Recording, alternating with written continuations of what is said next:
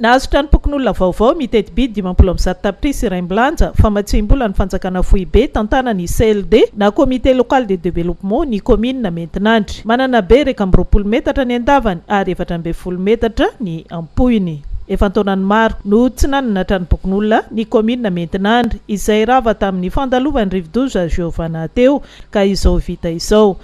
Mbola teza hoe Maintinandry misy CG ary mbola teza Maintinandry misy hôpital lezilezika karan'io karan'izany tranompokon'olona potika teo tranompokon'olona io sisina vita valy zay hitany mikorana aminao ito. Zava-dehibe arak'izany fahavitany ity fodrafitrasa ity ka tokony kojakojaina mba hampateza azy. Ny sabosy fahenina volana oktobra teo moa nanatanterahana ny lanonana Fitokanana ka ny lehiben'ny distrika sy ny solombavambahoaka ary ny inspecteur avy amin'ny faritra Atsinanana nitarika ny délégation nitokana izany tany antoerana. Notoloran'ny solombavambahoaka Rasafinandrasana Rolon boky fianarana karazany maromaro ny CG Maintinandry lelavola 4 ary kosa avy tamin'ny faritra Atsinanana nanampiana ny mpikarakara omboromo nataony fokon'olona nofokena amin'ny tampihavanana ary nitarika Mario no nanafana fotoana rehetra.